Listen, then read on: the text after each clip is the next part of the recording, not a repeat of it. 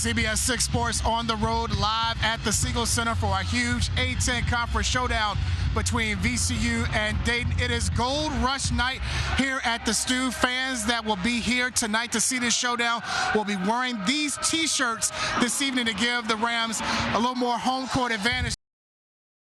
What score were you looking to try to hit to put the pressure on the leaders today? Originally, at the beginning of the day, I thought if we could get in double digits, we'd have possibly could put some pressure on them and have a shot. But obviously, guys are playing some good golf behind us, so we still got some waiting to do. But like I said, a lot of good players. But yeah, I mean, we got off to a good start and got a couple birdies going, and then took the lid off and rolled from there. Let's see Sean Robertson for the first time this afternoon, looking resplendent in his red out Robbins red. Hello, Sean. Yeah, Bob, I had to wear the red polo shirt today for it being a red out here at Robbins Stadium. But back to the quarterbacks, both head coaches were playing it very close to the vest and naming a starter this week. In fact, head coach Ryan Carty of Delaware, he didn't name a starter until early this afternoon when he went with Zach Marker as his starting quarterback. And all he's done in his last 3 starts has thrown 9 touchdowns without an interception. For Richmond, head coach Russ Huseman going with Cam Coleman again. He will make his 4th consecutive start and 5th appearance this season. That is significant because now Coleman cannot be redshirted after playing at least 4 games this season. A big reason for Coleman's success during this 4-game winning streak has been the rushing attack. They have averaged 237 yards during that stretch. A big reason why Richmond is 2nd in the CAA in rushing, but they'll be going up against the #1 rush defense in the conference in Delaware. They have allowed just over 91 yards per game. Bob? We welcome you courtside here at the Stew. I'm Sean Robertson. Great to be back with John Feinstein. When we both came in at 4:30, we thought senior night and VCU needing a win to get a double bye in the A-10 tournament was going to be what we talked about. However, Matt Sugar came out in street clothes and will not play on senior night against Duquesne. How big of a blow was that for VCU? There were some who questioned Dan Quinn's hire here in Washington because of his career 43-42 record in Atlanta as Falcons head coach. But he did lead the franchise to 3 playoff wins over that span, which is more than the combined total of the 5 head coaches after Joe Gibbs' second retirement in 2005. Another change in Quinn's recalibration of the franchise is that the team will have not 1 but 2 joint practices this training camp. The first in New York against the Jets, leading up to the preseason opener August 10th. The second in Miami against the Dolphins, leading up to that exhibition on August 17th. But this year, the Classic is helping another cause, one that is very personal for 2 men that make it a point to play this event on Father's Day. Marvin Edwards, what they call him. Mr. Edwards. Yeah, this is where all my brothers are at. You know, there's a lot of these guys I play golf with in other leagues. So yeah, this is our safe space. And it just gives us the opportunity to hang out as fathers and friends and just be part of a great opportunity. Marvin Edwards and Shane Studer both lost their daughters to suicide. This year, Marvin sponsored the 9th hole to raise money for suicide prevention awareness to keep their memory alive.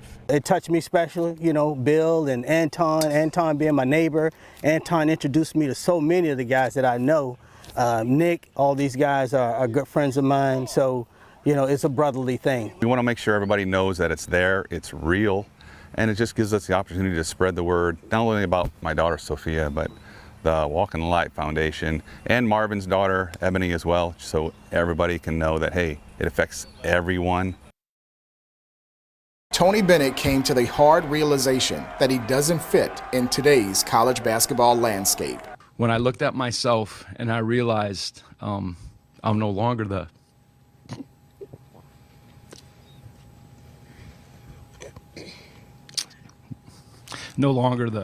best coach to lead this program in this current environment. And if you're going to do it, you got to be all in. When people like Tony Bennett exit men's basketball, exit our industry for something that has nothing to do with coaching or teaching or being a role model, then shame on all of us. After 15 seasons and 364 wins at UVA, to include the program's only national title in 2019, Bennett officially announced his retirement from coaching Friday morning. And in his words, a difficult decision to make. I'm very sure that this is the right step, and I wish I could have gone longer. I really do. But it was time, and I wouldn't have done it if I didn't think we had the right group of young men and the right staff to lead them forward in this way. The college game has lost a giant. Really just the way he has done it, what he stands for, the integrity that he has personally and as a coach. And he made strong remarks today about the college game and where it's at that I believe will resonate. For me, it's been emotional, and I've definitely shed tears, but I've tried to always make sure that they were tears of joy. I'm just happy for him. I know what it's like to go through a year when you're not all the way in, and it's not fun. It's super draining, and it's for lack of a better word, selfish, like he was saying. So I commend him for being able to speak his truth, and it seemed like it set him free. There was another piece of business that was addressed today after Bennett's announcement, and that was who will succeed him as head coach this season. Virginia Athletic Director Carla Williams announced that associate head coach Ron Sanchez will be the interim head coach, and a national search for Bennett's replacement will start very soon.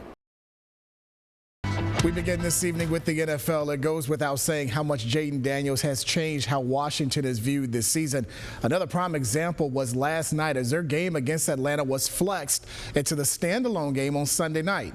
The future Offensive Rookie of the Year in the NFL led the Commanders back to the postseason for the first time in 4 years. And in case you missed it from last night or you just want to see it again from Northwest Stadium, involving 2 top 10 quarterbacks in the 2024 rookie class. Fourth quarter, Commanders down 3 for Chris Rodriguez Jr., who capped a 14-play drive to give Washington a 21-17 lead. Under 90 seconds left for Michael Penix Jr. and the Falcons down 7. He throws a laser to Kyle Pitts for the touchdown that ties the game at 24, and we go into overtime. Commanders won the toss to start the extra session. Big 3rd down and 2 for Washington, and Daniels picks it up with his legs. Huge 15-yard gain to continue the drive. He had a season-high 127 yards on the ground. A few plays later, Daniels shows off his arm, fires a dart to Zach Ertz for the game-winning touchdown.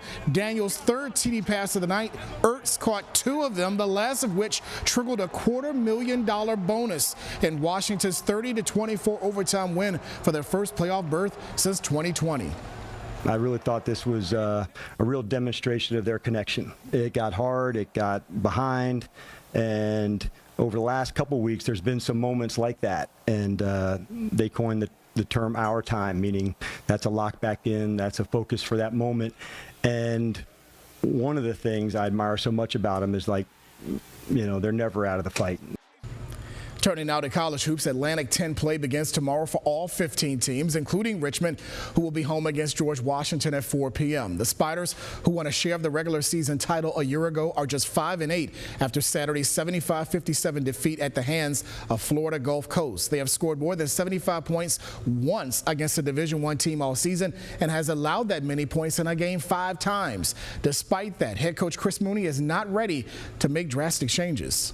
It's tempting, of course, to try new things, but I think the most important thing is to try to be good at what we're doing and just try to continue to understand better how we're trying to defend, understand better how we're trying to score, and if we can do those things, we can build and be better. More from Chris Mooney coming up tonight at 11 o'clock. Athletes are pushed to the ultimate limit to gain success in their chosen field. One Area 3 sport athlete is now ready to return to action after being sidelined with the greatest challenge of his life. There comes a time when one moment changes your life forever. This is the bar that changed my life right here. For Thomas Dale's Dex Richardson, his came February 1st of this year. I still remember every single thing that happened during that day. Nothing was unusual about that morning. I was in gym class, just having fun. Working on the same pull-up bar he had done hundreds of times before. Tried to stretch my back out like I usually do at home. I guess I stretched too much. Unexpectedly, Dex felt dizzy and passed out. As coaches and friends surrounded him, Dex woke up with a smile that disguised how seriously hurt he was. The prankster that he is, I almost thought he was joking around. When I walked over and he was smiling at me, I was like, all right, he's messing around. Then I saw the blood on his face. Dex suffered a gash above his left eye and was tested for a concussion from his fall. As a precaution, he and his family were advised by their doctor to get an EKG and a heart ultrasound, which ultimately saved his life. If your heart was a clock, your coronary artery should be coming out over where the 10 is on the clock. And then she referred to the image. She said, so this is his heart.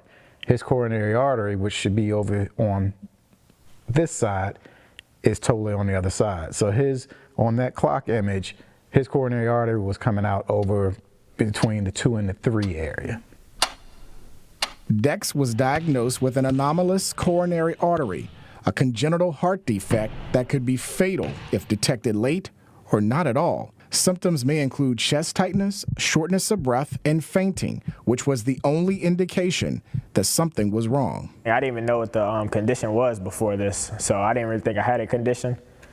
So yeah, all I thought was the gash. The news surprised everyone back at school and would dramatically change Dex's life. He had to step away from all athletics after learning he would need open heart surgery. You know, to have a perfectly healthy, one of your best athletes fall out like that, and then to get that diagnosis, it was shocking. Kind of made you go home and hug your kids a little tighter that night. In the days leading up to surgery, Dex stayed calm as he leaned on the support of his family and the Thomasdale community. His mom also learned about Tucker Mullen, a UVA lacrosse player who faced the same medical challenge. I need to talk to Tucker. So I find Tucker on Instagram, nicest young man ever, so supportive. Tucker went through the condition. He had his surgery last November, the day before Thanksgiving. Dex underwent his 6.5-hour surgery on May 7th, which he now celebrates as his second birthday, performed by the same doctor that treated Mullen. I actually feel better than I was before surgery. My body's improved, really.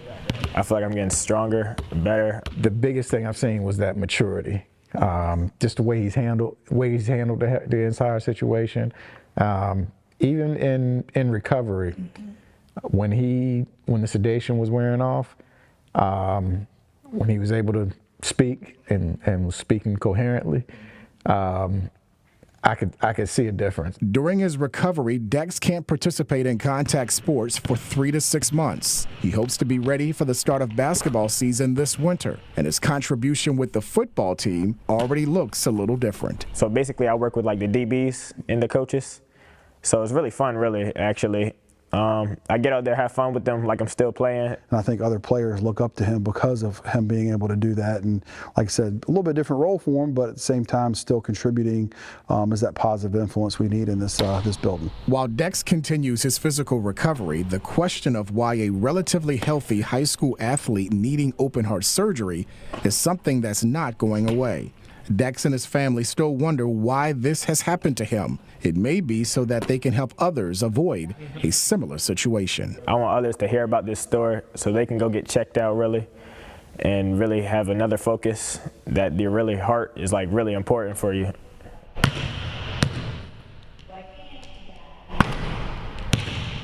Dex's father encourages other parents to consult with their doctors about an EKG stress test and a heart ultrasound for their children. It takes about 45 minutes for the entire procedure and could save a life.